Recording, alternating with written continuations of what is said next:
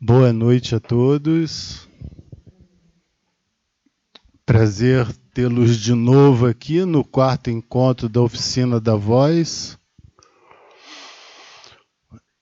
Especialmente hoje, que eu estou tendo o prazer de receber dois novos convidados, além de duas novas colegas também, que eu fui reapresentado a uma e apresentado a outra.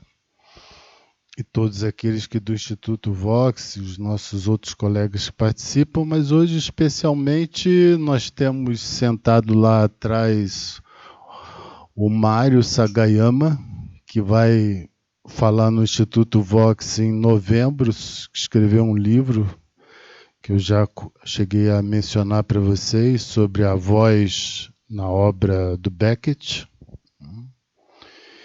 E aqui na minha frente, Paulo Lolo, que passando pelo Brasil, se interessou de vir ao Instituto Vox acompanhar a oficina da voz. Ele é psicanalista, mora na França e teve junto com Alain Dievaio e um outro grupo de psicanalistas sempre trabalhando em conjunto e já esteve conosco numa outra oportunidade. Aqueles que depois quiserem se dirigir a ele podem falar em português que ele entende. O difícil para ele é falar o português sem fazer uma mistura de um monte de língua ao mesmo tempo. Mas falando em português, por isso que ele está aqui também, que ele tem condição de acompanhar o que vai ser falado na nossa língua. Bem, no encontro passado da Oficina da Voz, eu vi uma pessoa tirando o casaco, me deu uma boa ideia. No encontro passado da Oficina da Voz, eu comecei falando sobre a importância de poder situar a voz a partir da psicanálise, por isso eu fiz a retomada da voz como objeto da pulsão invocante.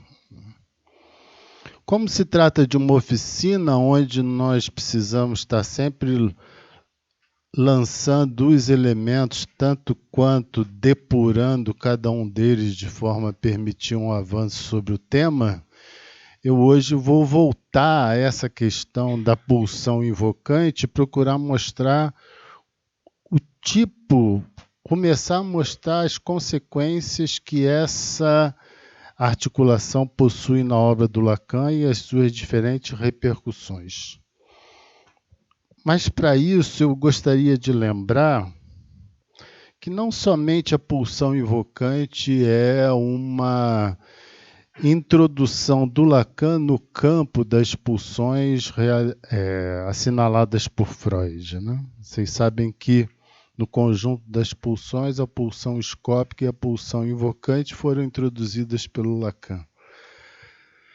Só que isso já coloca um problema bem grande de saída, porque Lacan não falou em estádio invocante nem estádio escópico.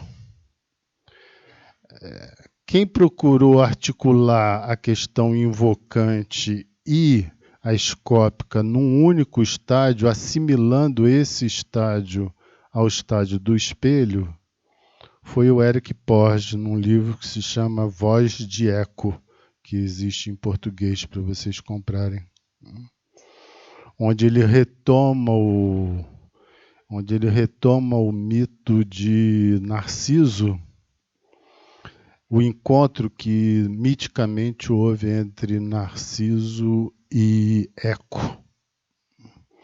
E ele vai mostrar como é que existe, a partir do mito, uma relação entre o olhar e a voz, e vai procurar insistir em relação a essa referência mítica de poder situar aquilo que seria um estádio no estádio do espelho, ligando esses dois elementos do olhar e a voz. Um outro ponto que me parece importante de assinalar também é que quando, sendo essas duas invenções do Lacan, o olhar e a voz, é preciso notar que essas duas inclusões realizadas por ele não são coincidentes as que se encontram sob o mesmo título na obra do Freud. Por quê? Porque quando Freud fala de olhar, ele não está falando na mesma referência que Lacan está dizendo. Vocês lembram que no texto das pulsões, por exemplo, Freud fala da inversão olhar ser olhado, mas se dedica de maneira muito especial ao problema do olhar na perversão. Enquanto que a questão do Lacan não vai se restringir a isso. No tocante à voz, há uma diferença também que eu sempre procuro assinalar, que na obra freudiana a problemática da voz se coloca muito mais em relação à voz do supereu e também como suporte da palavra na constituição do inconsciente, e no Lacan isso ganha o estatuto de pulsão, pulsão invocante. Isso, como eu disse hoje no início, com o objetivo de poder precisar alguns termos que vão nos permitir retirar, assim eu espero, consequências no momento da discussão.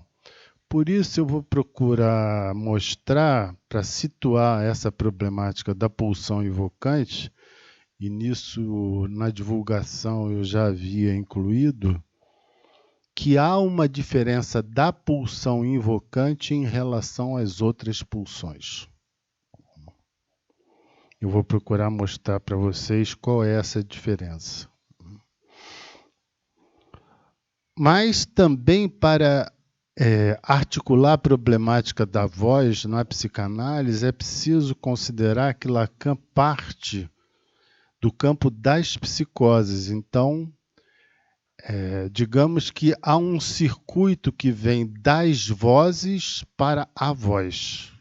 As vozes no delírio psicótico para a voz como objeto causa de desejo.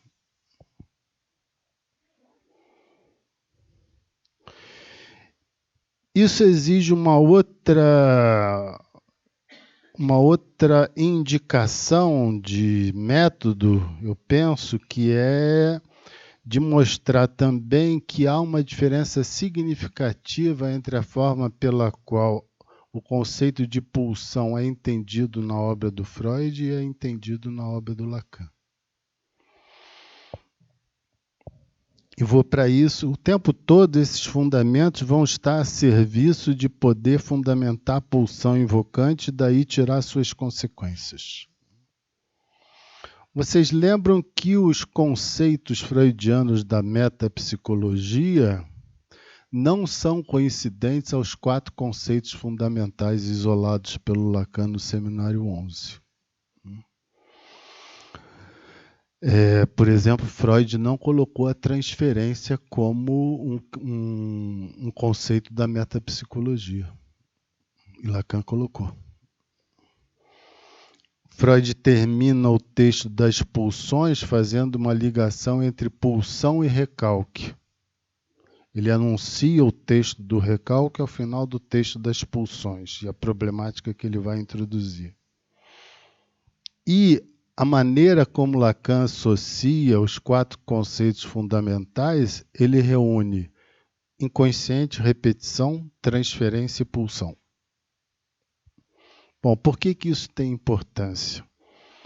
Porque vai haver uma incidência nessa ligação que ele coloca entre transferência e pulsão, e tendo em vista a sua introdução da pulsão invocante, vai haver necessariamente uma inclusão da dinâmica e da problemática da pulsão invocante no domínio da transferência. E esse domínio da transferência significa o quê? Significa que a pulsão invocante vai problematizar a constituição do sujeito, a relação com o fantasma, a relação com o sintoma e a forma pela qual, no manejo da transferência, se dá a ligação entre voz e silêncio. Porque para o Lacan, o companheiro, o termo de companhia da voz é o silêncio. Digamos que para ele, o silêncio é um elemento introduzido pela voz. Já que quando estamos falando de voz no Lacan, estamos falando de um elemento que não é sonorizável. Isso significa também não deixar de lembrar que tem alguns problemas em relação ao texto das pulsões do Freud que precisa ser muito relido. Porque logo no início, Freud diz de maneira taxativa, inclusive separei aqui, e diz muito claramente o seguinte: em primeiro lugar, ele diz, um estímulo instintual não surge do mundo exterior, mas de dentro do próprio organismo. Lacan, quando fala de pulsão, ele fala de circuito entre o sujeito e o outro. Consequentemente, ele estabelece uma espécie de negativo dessa afirmação freudiana, porque, para Freud, a pulsão vem de dentro, mas eu digo que o texto é complexo porque ele vai falar ainda nesse texto que existem precipitados filogenéticos que teriam sido responsáveis pela constituição da pulsão. Mas, em contrapartida, no mesmo texto ele volta a esse problema endógeno, o que complica significativamente a compreensão do problema da pulsão. Lacan chega, quando retoma esse texto do Freud no Seminário 11, ele chega a mostrar que a grande importância do texto do Freud é de duas ordens. A primeira, por ter mostrado, quando Freud define a pulsão entre o psíquico e o somático, ele deixa bem esclarecido que o problema da pulsão não se confunde com a necessidade. E, por outro lado, a grande questão para o Lacan, deixado pelo Freud em relação às pulsões, tem a ver com a satisfação. O que significa a satisfação pulsional? E qual é a relação que ela mantém com os sintomas? Bom, isso tem toda a importância exatamente porque, através dessa noção de satisfação, nós vamos poder encontrar uma trilha que vai nos levar em relação a uma distinção do gozo com o desejo. Mas ainda no tocante a essas diferentes elaborações de Freud e Lacan sobre a pulsão, para poder isolar as consequências e o significado da pulsão invocante, quem primeiro realizou uma ligação entre pulsão e voz foi Freud. E essa ligação que ele mostrou, isso no texto das pulsões, ele indica essa ligação para o entendimento das pulsões, ele coloca a necessidade de entender a voz reflexiva média da gramática no grego. Vocês sabem que, pensando psicanaliticamente, existem 3 tempos para a constituição de um circuito pulsional. Comecemos considerando que o sujeito, ao nascer, existe o sujeito e existe o outro. Mas como é que ele se dá conta da existência do outro? Vamos já nos dirigir em relação à pulsão invocante. Ao falar para o outro, ao gritar para o outro, ao demandar para o outro, ele reconhece a existência do outro. Então, primeiro falar para ser escutado. Escutar, pulsão invocante. Escutar e ser escutado. Porque ele só vai falar para o outro na medida em que ele se vê visado por esse outro, escutando o que vem dele. Por isso que primeiro é escutar e depois ser escutado. Já que se ele é constituído pelo outro, então primeiro ele escuta. Depois ele é escutado. O terceiro tempo, que é o tempo da instalação do circuito pulsional, é se fazer escutar. Esse se fazer escutar diz respeito a essa voz reflexiva média do grego. Vou dar um exemplo disso para vocês. A voz reflexiva média está bem de acordo com essa posição que Lacan isola do se fazer escutar. E é nesse terceiro momento que tem o surgimento de um terceiro sujeito, exatamente porque agora não somente o sujeito conta com o outro, mas ele se faz reconhecer pelo outro. Então, existe o sujeito, existe o outro e existe um movimento para se valer desse outro. Isso, um exemplo da voz reflexiva que Freud se refere em grego é o seguinte, para dar o tom do que significa a pulsão. No grego é: nós e Deus andamos juntos. E o que ele começa em nossa vida recebe nossa participação. Notem que nós e Deus estamos juntos e o que ele começa em nossa vida recebe nossa participação. Então, existe o outro, existe o sujeito e existe uma implicação com esse outro que é de participação. A voz reflexiva média no português é bastante parecida. Um exemplo disso é: participo ativamente de uma ação que outra pessoa inicia.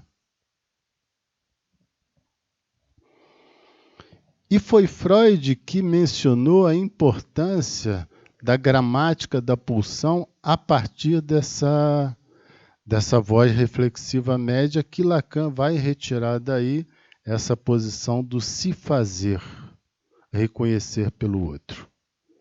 Bem, mas como eu disse no início,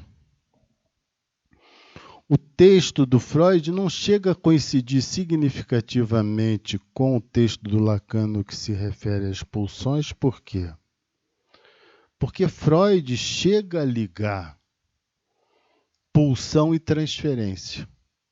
Mas ele liga no texto das pulsões se referindo à neurose histérica e à neurose obsessiva, mostrando como é que há um recalcamento da pulsão sexual em benefício da pulsão do ego, da pulsão de autoconservação.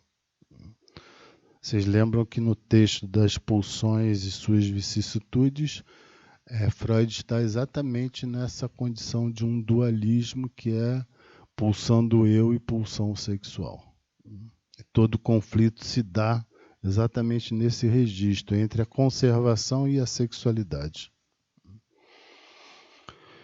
Então, Freud falou sobre isso, mas como o objetivo é dar destaque à problemática da pulsão invocante, eu procurei mostrar que a pulsão invocante, não somente ela é uma invenção do Lacan, mas ela coloca diferentes questões para a transferência. Para entender essas diferentes questões, é preciso começar de onde Lacan tirou a ideia de voz. Lacan tirou a ideia de voz através dos seus estudos sobre a alucinação. Em geral, quando se fala de voz em psicanálise, se vai muito diretamente ao objeto A. Mas, na verdade, a voz na psicanálise, ela é indicada antes ainda de ser apresentada como objeto causa de desejo. Ela é apresentada como objeto no desejo. Por isso, o lugar onde primeiramente é datável essa apresentação é no seminário 6. Inclusive, nós passamos por essa lição recentemente, quando ele fala do delírio. Ele isola 3 objetos, né? E um deles é o delírio. O delírio como sendo a voz. Então, notem, questão curiosa. A voz surge antes do olhar, porque o olhar vai surgir no seminário 11. A voz é apresentada como objeto A, mas num tipo de complexidade que ainda não tem o seu caráter mais avançado, mas já está na economia do desejo, e coloca de saída, quando Lacan apresenta a voz por via do delírio, senta aqui. A voz por via do delírio, o que isso nos mostra? A voz como objeto A, a voz como objeto no desejo. Isso antecipa uma questão que vai ser apresentada muito mais tarde na obra, que é o fato de haver objeto A na psicose. Lacan responde a uma questão que está na abertura da sessão clínica, quando ele afirma que existe S1, S2, sujeito barrado e A. Lá na frente ele menciona isso, mas aqui no seminário 6 ele já deixa indicado que o objeto A, fazendo parte da psicose, isso indica o quê? Indica que o psicótico vive uma economia de desejo. Se ele vive uma economia de desejo, ele vive também uma economia da fantasia, onde o seu desejo está apoiado. Só que há uma atipicidade dessa posição do psicótico em relação ao objeto A, tanto quanto à fantasia. Bem, Lacan retira... Notem que o tempo todo que a gente já percorreu aqui sobre a problemática da voz, o tempo todo é preciso estar sempre lembrando que Lacan adverte para o fato de que a voz não é sonorizável. Então, a voz de que se trata na psicanálise não é essa voz que vocês escutam quando eu falo me dirigindo a vocês. Essa voz é o que na psicanálise? É a voz no seu sentido imaginário. Ela é imaginária por quê? Porque ela tem a ver com a troca que eu estabeleço com meus semelhantes.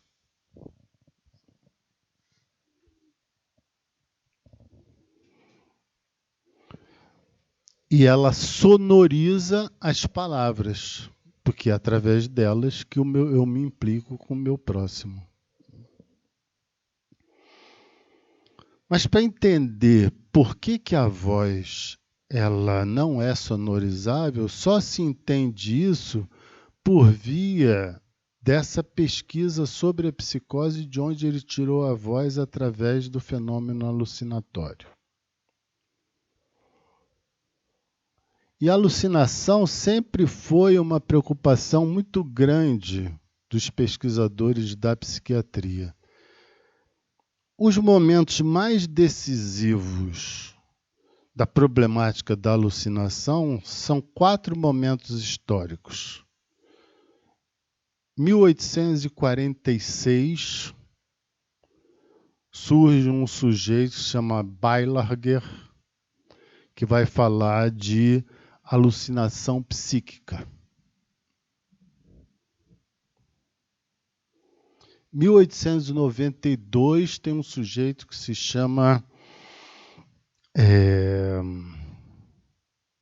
Segles, que vai falar de alucinação psicomotora verbal.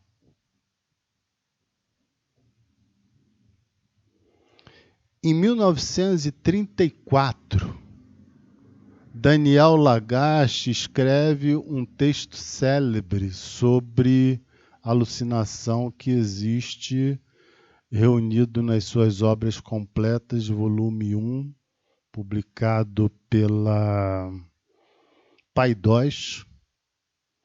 E o título desse artigo vai virar o título do livro, que se chama As Alucinações Verbais e a Palavra. É o primeiro grande artigo de um psicanalista. Esse livro é todo dedicado à alucinação. 22 anos depois, em 1956, Lacan retoma a problemática da alucinação, agora nomeando como alucinação verbal. Notem que houve uma mudança. Primeiro, alucinação psíquica. Por que alucinação psíquica? Porque o sujeito escuta a voz de dentro da cabeça. Alucinação psicomotora verbal. Por que psicomotora verbal? Porque os psiquiatras constataram que o sujeito pronunciava as palavras que ele dizia serem emitidas por um outro. Alucinação verbal e palavra, como Lagache introduz, ele dá praticamente a dica para o Lacan retomar o problema da alucinação, agora como alucinação verbal, porque Lacan reduz tudo isso e coloca a alucinação verbal. Ele faz isso exatamente para mostrar que a alucinação não é inteligível sem função e campo da palavra e da linguagem em psicanálise. Ele junta a tradição psiquiátrica com esse texto do discurso de Home, e a partir daí ele começa um entendimento inédito sobre a problemática da alucinação. Existem duas manifestações que são típicas da alucinação. Primeiro, um fenômeno muito estranho. Todos nós somos suscetíveis a escutar vozes. Isso é incontestável. E podemos ficar tranquilos de não sermos identificados com psicótico por causa disso. Não? Por quê? Volta e meia a gente tem a experiência de que alguém nos chamou. Você falou comigo? Não falei nada. Existe essa experiência, mas isso não é alucinação. A alucinação ela tem uma condição para ser concebida como alucinação. Existe um outro que se dirige ao sujeito falando dele. Então, a voz fala do sujeito sobre ele, ela o define. E há uma outra tipicidade da alucinação, que é o fato de que o sujeito escuta os seus pensamentos. Quando nós estamos pensando, nós estamos escutando o que nós estamos pensando, mas não temos uma voz que se dirige a nós a partir do que nós pensamos. Isso só o psicótico faz. Então, primeira condição que mostra essa diferença da importância de entender a voz através da alucinação, que é o quê? O sujeito está falando, como foi visto na alucinação psicomotora verbal. O sujeito está falando e não está escutando o que ele está dizendo. Ele acha que aquilo é um terceiro que diz para ele. O que está acontecendo nisso? Fica bem caracterizado que nessa condição de fundação de haver um sujeito e um outro, o outro não opera, no sentido de introduzir uma diferença para o sujeito. O outro reafirma o próprio sujeito e se dirige a ele como sendo ele mesmo. Então, nesse circuito que a pulsão invocante cria, na psicose, o sujeito não fala para ser escutado por um outro, mas ele fala para ser escutado por ele mesmo. É nisso que se diz que o outro está foracluído. Então, em termos de circulação, é uma circulação que parte da própria boca para o próprio ouvido. Isso é diferente da circulação do trajeto da pulsão invocante que vai da boca do sujeito para o ouvido do outro e volta para o ouvido do sujeito. E aqui vocês têm a primeira distinção da pulsão invocante em relação às outras pulsões. A pulsão invocante é a única que envolve duas zonas erógenas, a boca e o ouvido.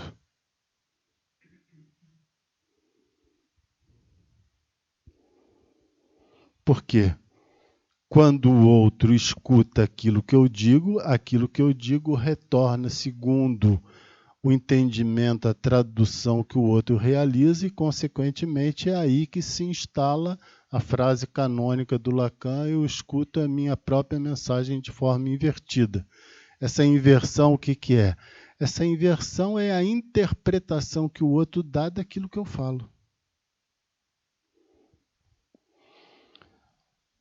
E existe um outro ponto que eu anunciei para esse encontro de hoje também, que eu penso que tem grande importância, porque eu vou desdobrar na próxima oficina da voz sobre isso, que é o fato de que, quando eu falo para o outro escutar, quando eu me dirijo ao outro, o meu interior, ou seja, as palavras que vêm de mim, se ligam ao outro. Então, o interior se liga com o exterior que retorna para o meu interior. Então, nisso, existe um objeto topológico que mostra isso com muita clareza, que é exatamente o tório, que faz essa ligação entre o exterior com o interior. Hoje eu não tive possibilidade de trazer, mas eu vou trazer na próxima. A câmara do pneu, vocês cortam em dois lugares. Mas isso deve ser entendido não como uma operação mecânica, mas como uma operação de estrutura. Isso significa o quê?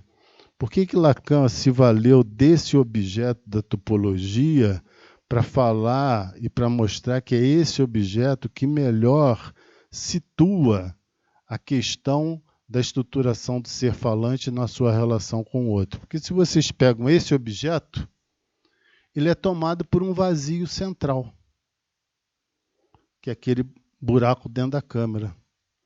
Então, vocês têm um objeto que é portado por um vazio, que é a mesma questão nossa. Nós somos também portados por um vazio. Só que essa questão de ser portado por um vazio só se realiza no momento em que se dá o corte. São dois cortes nessa estrutura. Vocês pegam essa estrutura,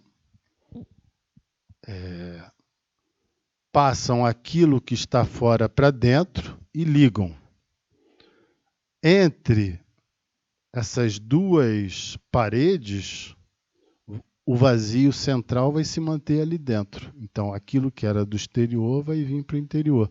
Estou fazendo menção porque eu já desenvolvi isso no seminário, mas na próxima oficina da voz eu vou retomar esse objeto, tanto quanto a garrafa de Klein, que é um objeto topológico que Lacan considerou bem significativo para o entendimento do problema da voz. Se vocês têm topologicamente uma ligação que passa do interior, ou seja, aquilo que vem do sujeito, passa pelo outro e volta para o sujeito. É o circuito que constitui a ligação interior com exterior, voltando para o interior. Bem, isso mostra o quê? Isso mostra que o sujeito, de fato, quando está dentro de uma estrutura simbólica, mesmo que ele utilize mecanismos de negação, ele vai ser tocado pelo que vem de fora. Diferentemente do psicótico. Entendam agora esse circuito no psicótico. O que vem do interior não passa para o exterior, vem da boca para o ouvido. Por isso que Lacan vai falar de circuito esférico. É uma esfera que se cria. E não, consequentemente, não é mais um tório que está em operação. Clinicamente, isso tem uma importância notável, por quê? Porque se o sujeito só escuta as vozes que vêm dele mesmo, sem se dar conta que vêm dele mesmo, então praticamente ele desconhece aquilo que diz respeito à alteridade do outro. Se ele desconhece o que diz respeito à alteridade do outro, a diferença que o outro pode fazer constar para ele, já não estando presente desde a sua constituição, como é que se faz laço com esse sujeito clinicamente?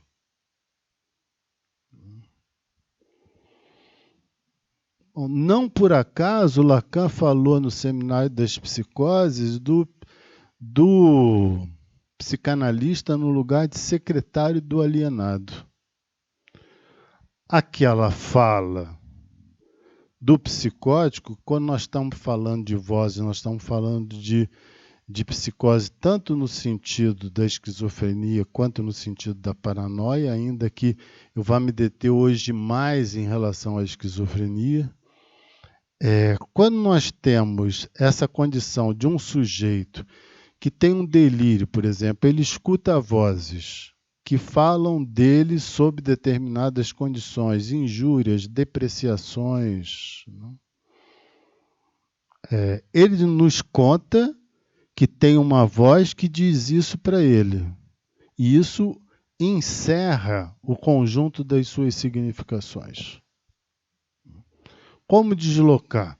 Bom, a primeira condição de deslocamento é exatamente essa, é fazer ligação com outro que vá realizar esse terceiro que nele não opera, não para produzir os efeitos do terceiro, mas para ser mais um que se inclui nesse circuito que a princípio é fechado. Quando o analista vai lá, escuta a alucinação dele e procura, não é entender, porque a alucinação não é passível de compreensão. Não tem sentido na alucinação. Mas quando ele procura fazer uma ligação com aquilo, a ligação do psicanalista com a alucinação, o interesse dele por aquilo, determina que esse circuito esférico se estenda e inclua o psicanalista. Qual a importância desse tipo de elaboração que leva em conta a problemática da alucinação? Clinicamente, eu acabei de dar um primeiro exemplo. Aqueles que estiveram presentes tem alguns aqui, que estiveram presentes na apresentação de pacientes que eu fiz no sábado passado, retrasado, eu acho. Se tratava de uma paciente que era uma paciente que, lá no Hospital São João de Deus, em que ela tinha um problema, inclusive, quando eu fui entrevistá-la numa sala reservada antes de levar para o encontro com os participantes, ela me contava do drama dela, porque ela não falou isso em público, mas ela tinha uma boca que falava dentro da boca dela. E essa boca que falava dentro da boca dela, o curioso é que quando a gente escuta essas pessoas, a gente entende por que o Lacan tanto insistiu que não exista mais psicótico. Porque, na verdade, tem uma boca que fala dentro da nossa boca. Não, evidentemente, a boca que essa senhora experimentava. Mas só que isso criava um tal nível de determinação que ela, para falar comigo, ela fazia força para abrir a boca, porque a voz não deixava ela se comunicar. E essa voz era inteiramente atípica, porque essa voz ela era uma repetição de um mesmo vocábulo. Oi, oi, oi.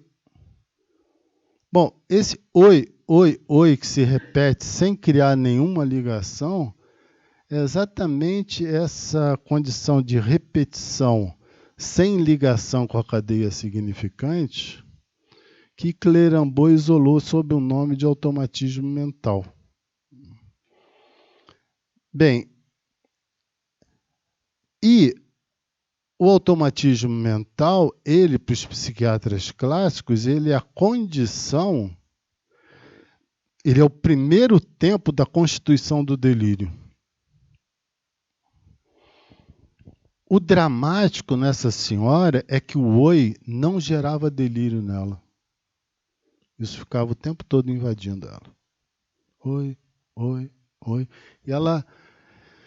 Isso era tão radical, tão problemático, que ela foi em algumas religiões espíritas e alguns chefes de terreiro não reconheciam um espírito nesse oi. Por quê? Porque ela sofria tanto com isso que ela foi buscar explicação de estar sendo habitada por algum espírito. Isso é curioso, porque eu já tive pacientes que alucinavam e foram a centro espírita e lá disseram para eles que aquela voz era de um espírito. Mas ela foi em 3 centros espíritas e nenhum deles assinou que ali haveria um espírito. Por quê? Porque era uma repetição sem ligação. Essa coisa que não se deslocava. Bom, essa coisa que não se desloca, que fala dentro do sujeito e o define, mas o define exatamente porque ela passa a ser essa mulher que diz oi. É nesse sentido que a define. Mas essa mulher que surge a questão de como fazer a ligação com a alucinação. Bom, e qual é o tratamento possível disso? Porque, afinal de contas, ela não me foi entregue para ser apresentada por acaso, é porque havia ali um impasse em o que fazer com ela no hospital. E como pensar, por exemplo, a sua alta.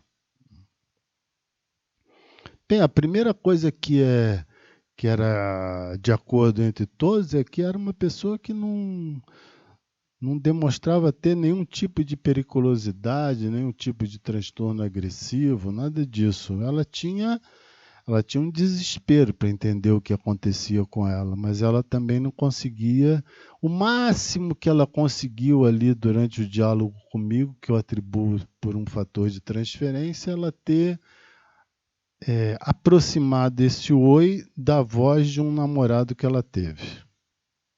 Mas isso me parece que é um efeito transitório da transferência, não necessariamente alguma coisa que fazia evocar de fato a voz desse sujeito. Bom, e se a pessoa não faz ligação no discurso, foi essa questão que surgiu, uma das indicações mais orientadoras para esse caso se dava exatamente de permitir que ela pudesse se mobilizar em torno de atividades de criação artesanal. Porque ali ela mostrava ter uma apetência e uma competência para isso. Porque já tinha se tentado de tudo com ela. Só que nada funcionava. Me lembro que o Tiago estava presente e ele sugeriu a atividade musical, se não poderia conseguir uma aproximação com ela, mas depois eu conversei com ele que exatamente quando você tem uma condição tão grave como essa, a pessoa ela não tem nenhum tipo de interesse sobre a música. Porque para haver o interesse do psicótico com a música, precisa que tenha algum tipo de formação de cadeia, ainda que comprometida, porque a música traz o exercício de uma cadeia, que por sua vez é a escrita musical que vai dar sustentação aos sons. Então, para alguns psicóticos, isso funciona muito bem. Funciona tanto no sentido da pacificação, quanto no sentido da ligação. Mas para uma pessoa que é atemática, não tem como tocar com som. Então, precisa tocar de uma outra forma. Porque a alucinação coloca uma questão de restrição da pulsão invocante, na medida em que a pulsão invocante ela não contorna o outro, ela não passa pelo outro, ela se refere somente ao próprio sujeito, consequentemente ela coloca uma problemática em relação ao tratamento psicanalítico muito grave. Porque se não passa pelo outro, como fazer a ligação pelo outro? Por isso que é decisivo que não se pense que o tratamento psicanalítico passa somente através da palavra falada. O tratamento psicanalítico pode passar através de diferentes atividades por via das quais o sujeito dá expressão à sua constituição subjetiva. Existem condições que nos chamam a atenção em relação a essa presença das vozes nos seres humanos. Eu falei primeiramente dessa condição que é comum a cada um de nós, em algum momento, escutar a voz, mas existem dois fenômenos bastante estranhos que eu vou rapidamente me deter sobre eles hoje. A primeira é a glossolalia. E o segundo é o xenoglossia.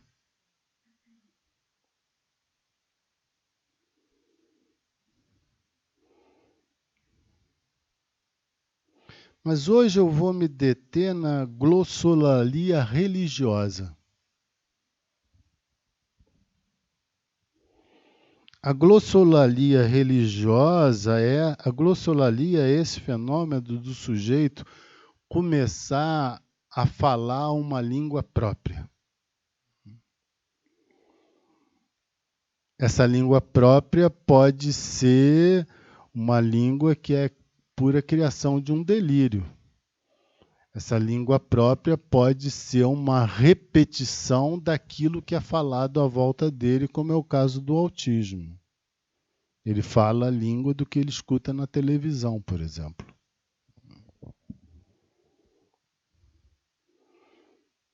Mas a glossolalia religiosa tem uma característica muito interessante, porque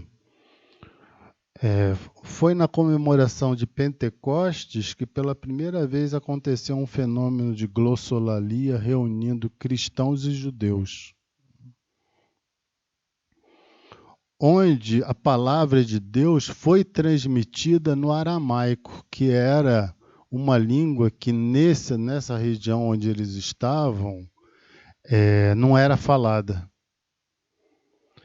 E isso foi considerado um fenômeno de criação de uma nova, que teria sido uma iluminação do Espírito Santo. É muito curioso que no estudo da religião em relação à glossolalia se faça menção à encarnação do Espírito Santo. Principalmente depois que a gente já leu o Seminário das Formações do Inconsciente e vê que Lacan assimila o Espírito Santo com o significante. A diferença da glossolalia religiosa é que é uma voz passível de ser reconhecida na sua inspiração divina. Então, de alguma maneira, a glossolalia religiosa, ela fala de uma forma em que ela vai encontrar um tradutor. É diferente da glossolalia enquanto fenômeno psicopatológico, onde não se encontra necessariamente esse tradutor. Mas na glossolalia religiosa, indicação da encarnação do Espírito Santo, sim.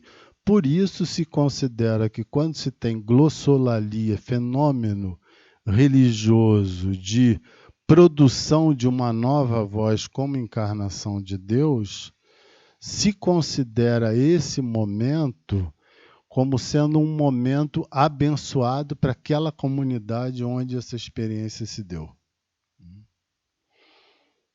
Bem, mas acontece que existe também um outro fenômeno, diferente da glossolalia, que é esse que eu mencionei, que é a xenoglossia. Xenoglossia é um fenômeno que se refere a começar a falar uma língua que nunca se aprendeu. Então você, por exemplo, nunca aprendeu alemão e de repente começa a falar alemão.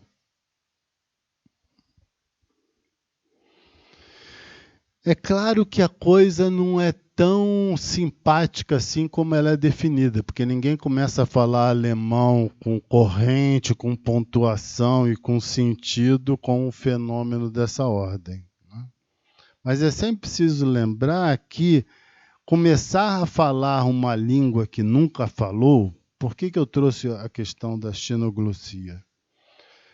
Porque isso pode ser um fenômeno psicopatológico, sim, no sentido de que o sujeito se vale de alguns significantes de uma determinada língua para se fazer reconhecer por aproximação junto aos seus próximos e, consequentemente, ser distinguido a partir daí.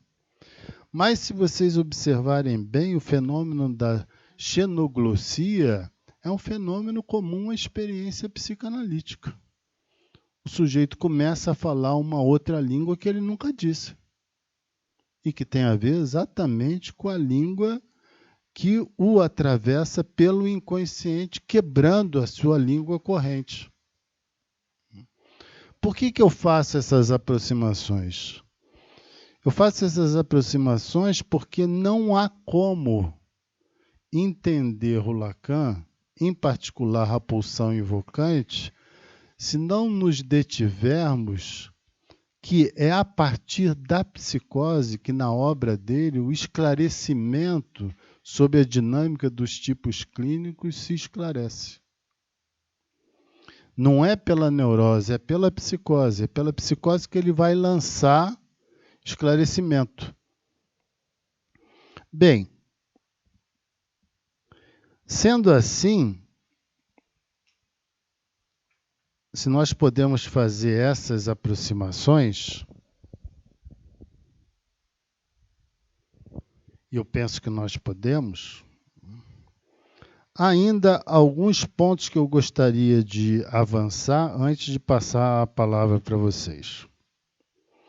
Primeiro ponto, em relação à pulsão invocante.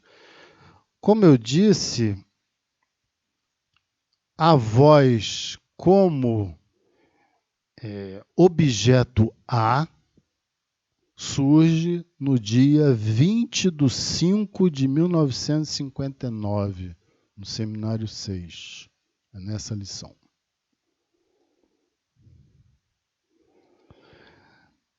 Mas Lacan está falando da voz como objeto A, ele não está falando da voz como ligada à pulsão invocante.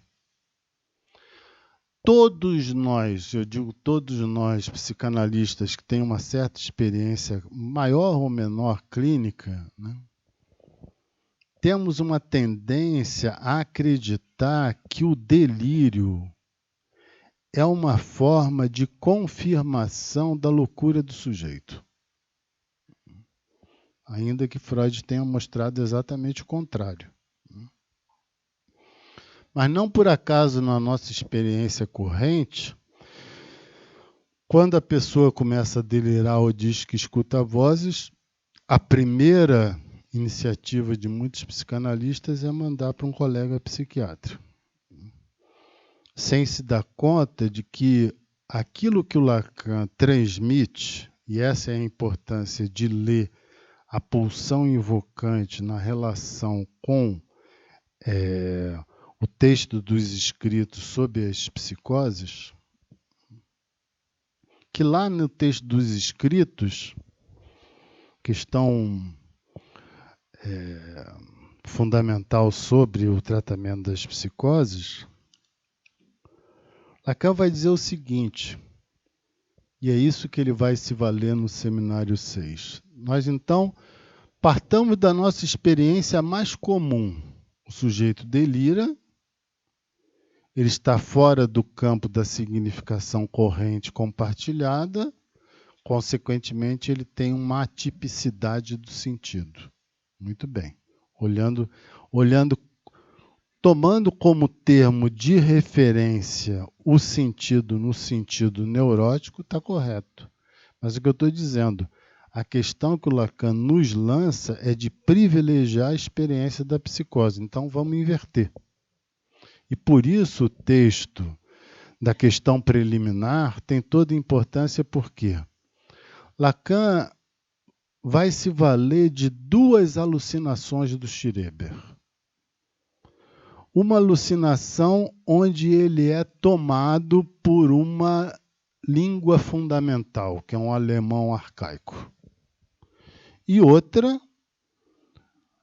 que são palavras que se iniciam e que ele tem que completar o significado. Vai ser em cima desses dois fenômenos que o Lacan vai criar a questão de um novo entendimento da significação e do objeto A. Por quê? O sujeito tomado inteiramente pelo alemão arcaico, como Schreber muitas vezes vivia, significa que ele passa o atestado de ser psicótico porque não mantém uma relação com o outro. Mas o que o Lacan procura mostrar é que, ao realizar esse tipo de significação, ser tomado pelo alemão arcaico, ele se separa do outro, se mantendo ligado ao outro. Por isso ele vai falar de objeto A como corte. No seminário do Desejo e sua interpretação, o objeto A é apresentado como corte a nível da significação. Por quê? Porque ele está falando das significações que vêm do alemão arcaico, um conjunto de significações.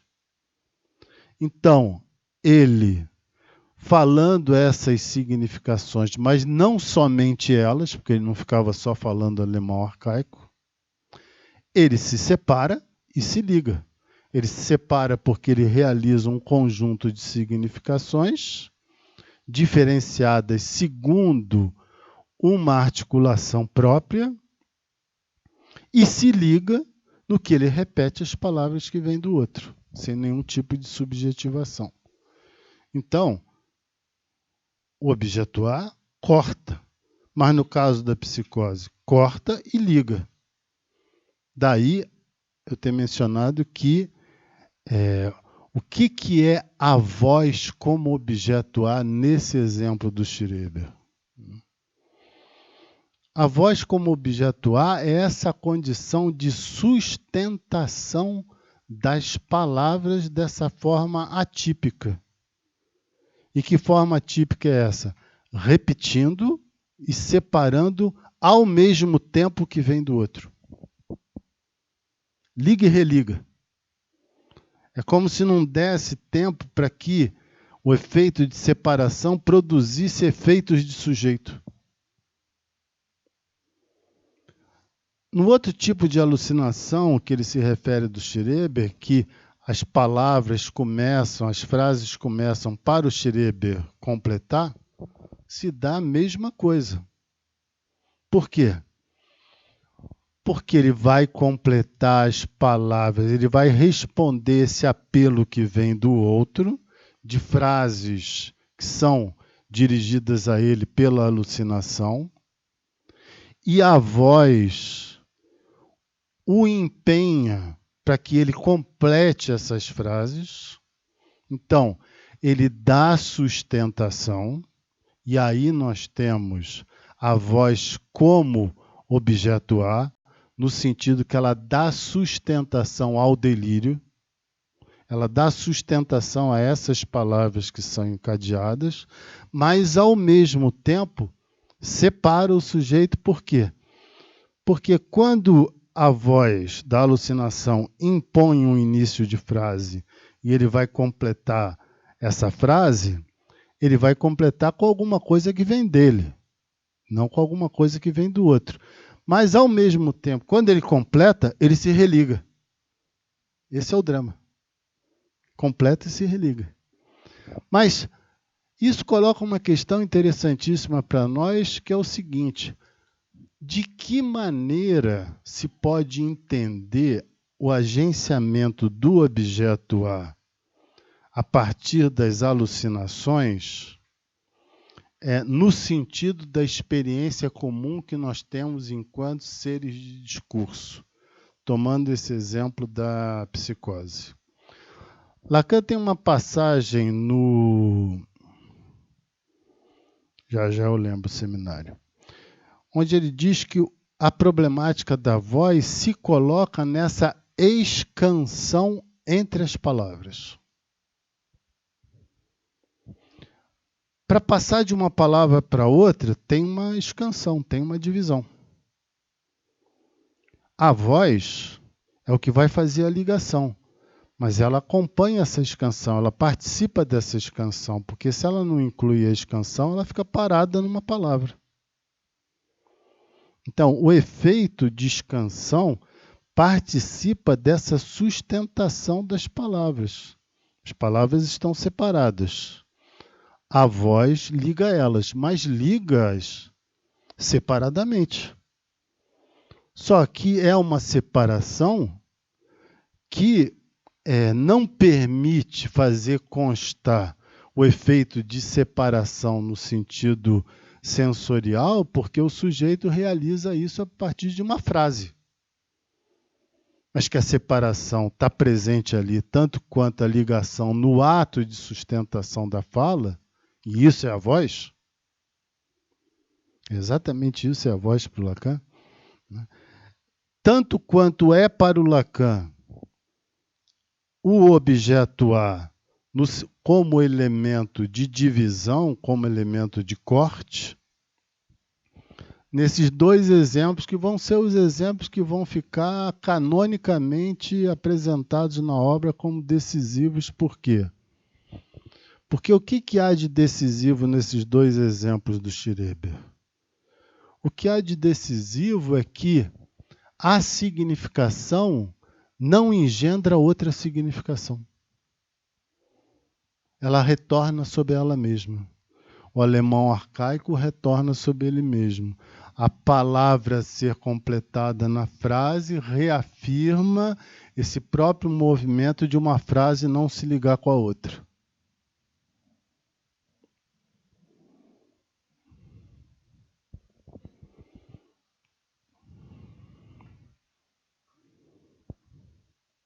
Estão acompanhando?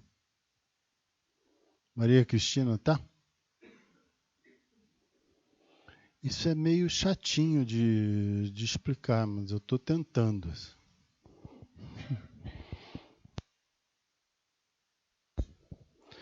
Bem, como últimos pontos, eu queria deixar assinalada a seguinte questão, já que no próximo Oficina da Voz eu vou trazer o Toro outra vez, refazer esse circuito da pulsão invocante.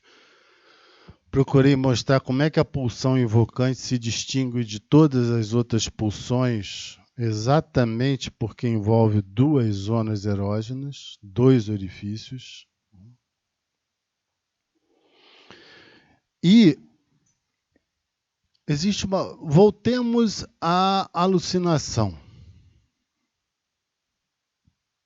Para ficar mais fácil, é esse caso que eu me referi da apresentação última de paciente. A paciente está falando oi, oi, oi.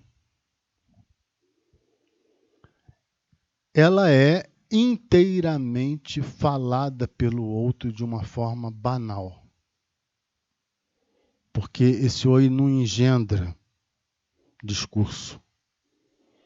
Por isso que a psiquiatra que estava presente bem assinalou que era um caso de muito grave, porque não apresentava nenhum prognóstico mais avançado a título da relação com a palavra.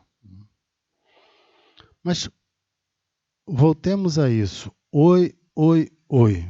Ou o próprio Schreber, tomado pelo alemão antigo. O que nós constatamos nesses fenômenos alucinatórios? Nós constatamos que o sujeito pode ser tomado inteiramente pelo outro e falado inteiramente pelo outro a tal ponto que essa condição de determinação faz com que ele crie um delírio para explicar essa invasão. Porque o delírio é uma construção. É uma construção para explicar essa invasão. O delírio é construído pelo sujeito. Não por acaso Freud dizia que os psicóticos amam os seus delírios como a eles mesmos, porque ali é a partir dessa construção que eles se fazem reconhecer. O exemplo paradigmático é Schreber. Mas olhem que coisa, vamos olhar no sentido mais destituído de avanços. Eu sou falado pelo outro, um tal nível de determinação que falo a língua do outro, e a minha única condição de inclusão de particularidade é criar um delírio para explicar a presença desse outro que me invade. Sim ou não, isso tem transposição no laço social. O sujeito pode ser tomado de uma forma banal por um outro, ser falado por ele e inventar uma explicação para a condição pela qual ele é tomado por essa determinação, fazendo não desse que o invade, mas sim um outro a quem esse que o invade aponta como causador dessa condição de sujeição. Isso é um ponto para desenvolver. Agora, vocês me apresentem, por favor, o que tem a dizer. Eu queria, como eu também posso fazer pergunta, então queria aproveitar que o Mário está aqui e a gente já começar a bater uma bola. Que é o seguinte. Bom, você mais do que ninguém mostrou que o Beckett é a realização no teatro dessa condição da pulsão invocante, né? Você fez isso com muita propriedade. E quer me parecer que principalmente a peça que você se dedica, que é a Companhia, né? Onde, não sei se vocês sabem, mas Companhia são 3 vozes, né?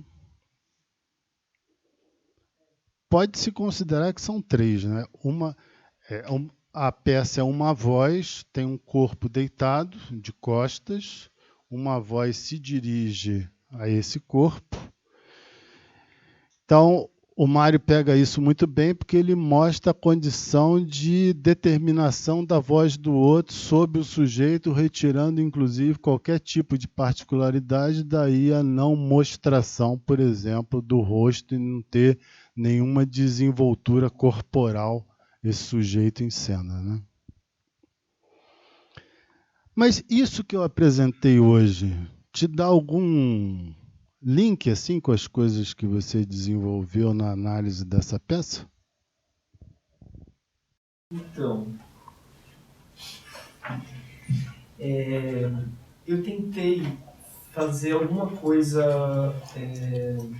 partindo também do texto da questão preliminar. Acho que eu fui muito guiado pela ideia de delírio como uma tentativa de cura, né? Uhum. No meu texto eu cruzei duas coisas, que foi o mito das sereias, né? Que conteria esse chamado gozo e para a morte. Então, por um lado, eu pensei por aí. Por outro lado, quando você tem ali uma situação em que um personagem ouvindo vozes, você vai direto pela psicose também, né? Então eu peguei uma coisa que me parecia, estava vendo uma tradição literária, uma coisa mais da psicanálise. O que eu pensei é que existe, talvez, quando eu pego bem aquele trecho, agora não está muito bem na minha cabeça isso, mas aquele trecho do Schreber tocando piano e do Schreber fazendo poesia, como se isso fosse uma tentativa de fazer uma produção simbólica que tentasse calar essa espécie de insistência, essa volta, né, do real. O que o Beckett faz, que é muito curioso, é que ele pega o sujeito e ele priva ele de capacidades elementares. Então, sei lá, se o Schreber, ele, na minha interpretação, se ele fica tentando, às vezes, calar a voz com o piano, e a mão, se não me engano, a mão do Schreber, ela fica caindo no piano, né? Ele não consegue muito tocar.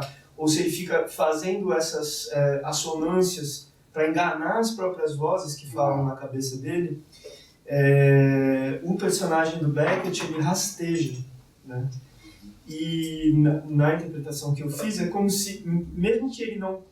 O personagem, ele não tem... não é ele que fala, ele não tem memória, ele não tem nome, ele só está no escuro ouvindo essa voz. E não dá nem para saber isso, que é interessante, assim, é porque... Aí tem uma coisa curiosa, não é uma peça de teatro, é um romance, o que reforça essa característica não sonora da voz, né?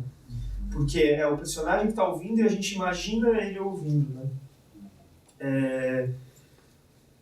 O que eu vi ali era mais ou menos uma coisa como se ele tentasse com o corpo fazer uma produção de linguagem para com a linguagem determinar um espaço, com essa constituição de um espaço, seu modo de tentar, enfim, enquadrar essa voz que invade, né?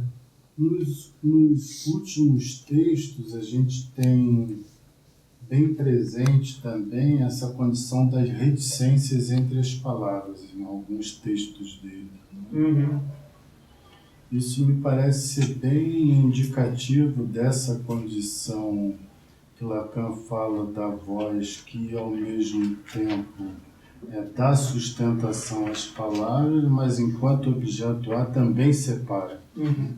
Que é uma coisa que chama a atenção nesses textos, é que, primeiro, que você não tem um texto com um sentido muito encadeado. Mas, por outro lado, você tem um texto onde o sinal de pontuação de reticência é presente em todos eles. São textos construídos assim. Então, é menos para enganchar, fazer a construção de um sentido inteiramente deformado, como a gente encontra no Joyce, por exemplo, tudo ligado. Uhum. É como se fosse o negativo. O Joyce vem cortando onde o Joyce vai ligando. O Beckett vai separando onde o Joyce vai ligando. Uhum. Porque a tese do Lacan é exatamente essa, de que o Joyce vai conseguir fazer a ligação entre as palavras pela escrita. Uhum. Agora, lendo o teu trabalho, me deu a impressão que seria possível, acho que chega um determinado momento que você fala dessa relação entre Joyce e Beckett, né? Sim, mas mais no começo. Acho que teria uma ideia de sei, assim, não vou tentar lembrar exatamente o que eu escrevi, vou falar de uma impressão pessoal. Joyce, muita gente fala que Joyce é muito difícil de ler e tal, e ninguém tá errado quando fala isso, mas tem uma coisa no Joyce, assim, que é meio uma celebração da literatura, assim, né? Uma coisa... Olha quanta coisa, né? Não dá para fazer com isso daqui. Olha que legal, é só o que a gente usa para falar, mas na verdade, olha isso, né? Olha a potência disso daqui. Acho que o inverso que quem lida com Beckett identifica rapidamente é meio uma ideia de secar a linguagem, né? Fazer ela não produzir tanto, assim, você manter a linguagem no linear, quase que acaba indicando para o corpo, para o real também, de outro modo, alguma coisa como realmente da ordem do silêncio mesmo. Uhum. É um lugar onde se reafirma essa ligação entre voz e silêncio. Uhum. Para o Lacan é decisivo. Uhum. Outras questões.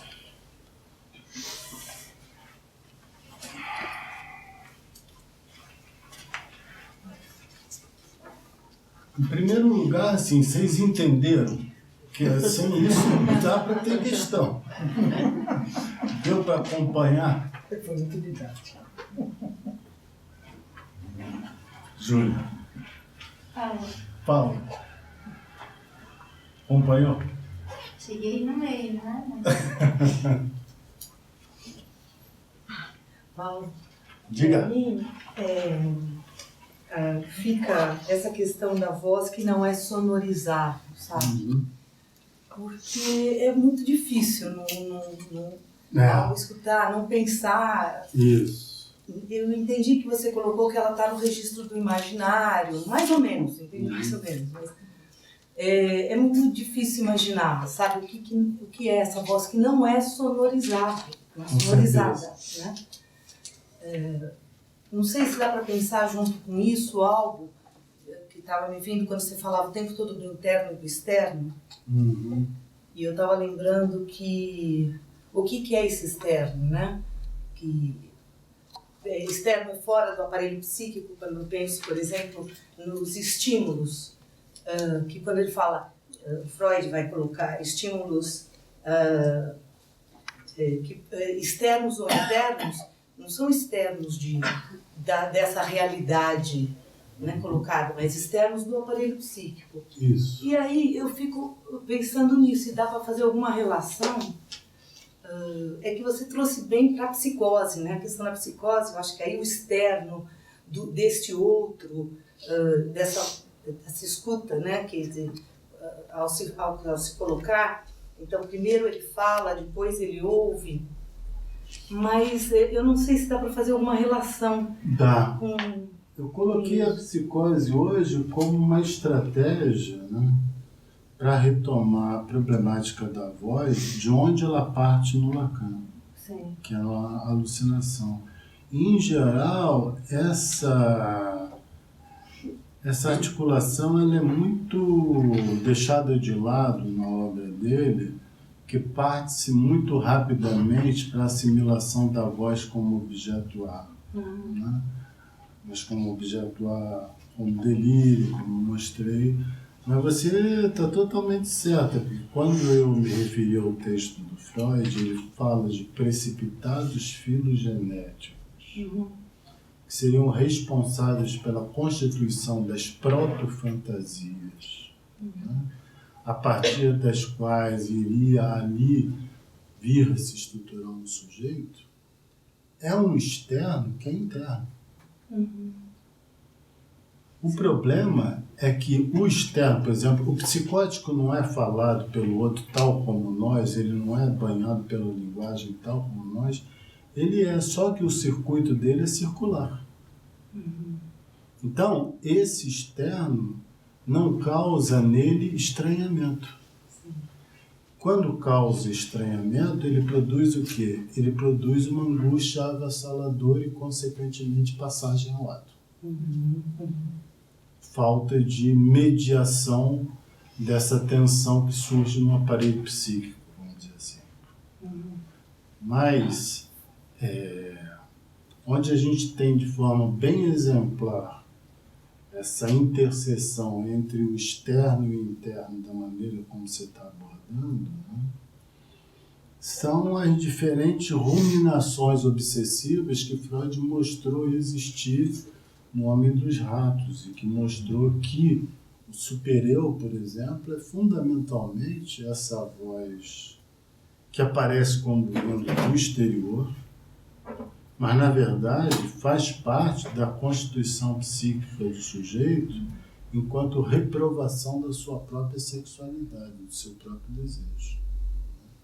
Por isso que o obsessivo seria aquele que mais se aproxima dessa condição de sonorização da voz íntima, que se você pega o caso do Homem dos Ratos, você vai ver que Freud deixa bem claro que de vez em quando a voz fala para ele: agora você vai cortar o pescoço da velha, que era a avó lá da mulher por quem ele era apaixonado. Então você vê a voz se dirigindo ao sujeito quase como determinando as ações, mas não determinando por quê? Porque ele estranha. E a questão no psicótico é que ele só estranha o tempo necessário para constituir um delírio. Ou, quando é uma condição muito prejudicada, como era dessa senhora, ela, por exemplo, ela achava que o sentido dessa voz, quando eu a interroguei sobre isso, ela achava que o sentido da voz era de querer matá-la, querer sufocá-la. E ela está certa. Porque aquilo mata falando oi, oi. Ela desaparece. É só aquilo. E o drama é exatamente que não tem como ligar aquilo. Fala, Cláudio. Bom, Mauro, aproveitando até que o Sagrano está aqui para tentar colocar uma questão que eu tenho enfrentado, né? Acho que também pensando no que você já vinha desenvolvendo nas outras oficinas, né? Porque acho que me pegou bastante aquele encontro que a gente conversou sobre confusão de línguas, a transmissão simbólica de uma geração para outra. E que hoje, quando você falou dessa articulação da pulsão com a transferência, acho que toca nisso também, né? Porque essa ideia até pela raiz, né, da palavra alemã, da transferência com a telepatia e com o que se transmite, né, de uma geração para outra. Então, esse problema de como passa uma coisa que não passa exatamente pelo significado explícito do som do que é dito e enunciado, mas passa de alguma outra maneira. E nessa discussão com o Beckett, né, vou tentar ir por um outro caminho para chegar no mesmo impasse. Né? Acho que são coisas que a gente já conversou, né? Mas nos últimos tempos, de ter aparecido com mais frequência na clínica sintomas do tipo o incômodo com barulho. Então, os alunos lá da faculdade que a gente atende, o cara não consegue ir no bandejão, porque a ideia de alguém mastigando do lado dele, desesperador. Então, outro caso que o marido andando e fazendo barulho do chinelo, quer lá, batendo na vida. E que chega a situações muito extremas. A gente teve um relato recente, assim, que o cara lá no prédio da USP foi pra cima, assim, de um funcionário, porque estava arrastando o móvel, fazendo barulho. E foi pra quebrar tudo. E que eu tentei também, quando fiz a apresentação aqui, mostrar na questão da música, né, de alguns casos que eu tenho visto com os adolescentes, principalmente, de que, beleza, eles fazem esse truque de usar a música para meio que silenciar ou calar as vozes. Em vez de ficar no pensamento crítico, ele vai ficar ouvindo o iPod, né, o tempo todo. Só que tem certas situações de queda, de desconexão, de afastamento com o outro que eles... Isso já aconteceu algumas vezes. Eles nem escutar a música conseguem mais porque o ritmo, a harmonia, a organização da música é incômoda. Eles recuam para essas músicas novas que eu tentei mostrar com o Vaporwave na apresentação, músicas que são feitas sem harmonia, sem ritmo, sem coerência temporal. É só barulho e caos e umas repetições sem sentido. E acho que isso aproxima um pouco do truque do Beckett, né? É como se... Bom, se sustentar a voz e a enunciação é você ter uma cadeia significante que se enoda, sustentada por esse suporte da voz, tá bom, o caminho é você atacar esse encadeamento do significante para que ele não tenha mais sucesso de produção de significação. Mas outro truque seria esse de quebrar esse próprio suporte gramatical, estrutural, harmônico, que daria sustentação para a eficácia da cadeia. E aí acho que as reticências, o jeito da escrita do Beckett, essa sensação de flertar com o silêncio que comparece é por essa fragmentação, quebra dessa base de estrutura rítmica, harmônica, gramatical, não sei como a gente poderia chamar isso. Porque no fim os exemplos que você deu tanto da língua, falar uma outra língua, de falar a língua fundamental, eu entendo que seria truques de resolver o problema no significante, né? Não tanto nesse fundamento de transmissão. É isso aí. Mesmo na sereia tem o grito inarticulado. Se a sereia é o canto, ou se é o grito que faz ruído. Né? Ou o silêncio, né? Que é a versão do Kafka. Né? A leitura que você pegou do Jean-Michel, né? Na tradição parece que são gritos, mas o Kafka diz que é um silêncio. Daí a íntima relação apavorante entre voz e silêncio. Que existe, né? Por isso, quando Lacan assimila a relação entre voz e silêncio, ele deixa a porta aberta para mostrar como é que o silêncio do analista não é somente um recurso técnico, mas é uma condição de causação do discurso. Tanto é que você se silencia diante de algumas coisas e se manifesta diante de outras. Esse foi o debate que da outra vez a gente teve na anterior, quando estava o Thiago aqui. Para esse silêncio operar, tem que ter um silêncio ancorado numa estrutura para que esse silêncio seja uma escansão. Sim. Quando ele vira o silêncio sem esse fundamento estruturante, vira o puro vazio, aí é o desespero. É o desespero. Lacan essa relação entre a voz e o silêncio no quadro do Monte. Que ali você tem a expressão da voz e o silêncio junto. Comenta esse quadro exatamente nessa relação. Por isso, porque dali vai sair a demanda que vai ser silenciada pelo outro, tanto quanto é do fundo do silêncio que surge a palavra.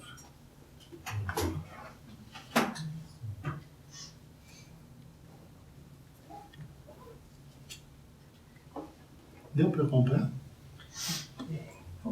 Je peux faire une observation si quelqu'un traduit, parce que... Quem pode traduzir o Paulo?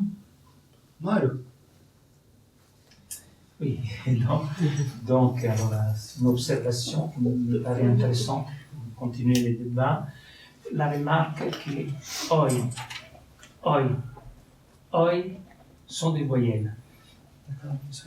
Ele queria observar que nessa repetição oi, oi, oi, o que está se repetindo são vogais. Et on pourrait aussi dire ai, qui contient les A. Né? E que poderíamos dizer também ai com o A. Ce qui manque à cette oi est la consonne. E o que está faltando no oi é a consoante. La consonne qui couperait le continuum de la vocale. E a consoante que cortaria o contínuo da voz, da vocalização. Sim, la vocalisation. Et un oi, oi, oi qui peut-être est introjecté dans un autre maternel, j'imagine. Hein? Oi que talvez esteja introjetado num outro maternal. Et qui demande donc interruption, c'est-à-dire coupure. Que pede interrupção e corte. Et l'autre chose, c'est que si cette consonante a fonction de couper, Se a consoante tem a função de cortar, alors a la même fonction a un rapport avec l'objet A, qui est un élément de division, comme tu disais. e se for assim, a consoante tem uma relação com o objeto A, que é um elemento de divisão. Donc, objet A, entendez bien, obstruction A, É objeto A enquanto obstrução A. c'est-à-dire l'objet fait coupure du A. Objeto faz corte do A. Et il a beaucoup de sens pour cette raison, parce que d'un côté c'est le continuum A, et de l'autre côté c'est le discontinuum ob. Hein? E isso faz sentido porque tem do lado o contínuo do A e o descontínuo do ob. Et donc la question silence et parole vont ensemble, vont juntos. Hein? E o silêncio e a fala, assim, vão juntos. Dans cet objet miraculeux qui est l'objet A, qui est un objet de création. Nesse objeto milagroso, que é o objeto A, objeto de criação. Et tu disais à un certain moment que la signification non se liga avec l'autre signification. Dans le cas de cette psychotique qui dit ai, oi, oi, oi ou ai, ai, ai. Desculpa. E lá ele está dizendo, comentando o trecho que o Mauro dizia que a significação não se liga com outra significação. Moi, je transformerai la phrase, je dirais le signifiant ne se lie pas avec un autre signifiant. Ele transformaria a formulação dizendo que um significante não se liga com outro significante. C'est-à-dire qu'au milieu, il n'y a pas ce sujet qui peut-être surgit de l'objet A. E isso quer dizer que no meio não haveria o sujeito que se dá entre os significantes. Que étant donné qu'il est entre, il est coupure et liaison. E se tendo em conta que ele está entre, ele é corte e ligação. Bon, évidemment, ici aussi, le rôle de l'analyste qui entend oi, oi, oi, oi, c'est-à-dire cette langue qui n'est pas que tu appelles, que c'est pas une langue xénoglossia, hein, qui pourrait être une xénoglossia, hein, c'est-à-dire l'analysant qui parle, oi, oi, oi, oi, stop. L'analyste arrive pour couper. Ele está dizendo que o analista fica ouvindo o analisando dizer oi, oi, oi, e que o analista vai fazer o corte, vai fazer parar. C'est-à-dire qu'il y a un peu de psychose dans tout le monde. O que quer dizer que tem um pouco de psicose em todo mundo. Bon, ça c'est pour des suggestions. Oui, merci. Mais oui, j'ai oublié, c'est très intéressant ce développement que tu as fait, parce que ça ouvre justement cette... Ça me fait comprendre qu'est-ce que c'est l'objet A, dans une autre perspective que c'est l'objet A. Hein. E é muito interessante porque ele consegue compreender o objeto A em uma outra perspectiva. Oui. Et ça me fait comprendre aussi qu'est-ce que c'est la psychanalyse. E faz ele entender também o que é a psicanálise. Formidable. Je suis étonné chaque fois que j'y pense.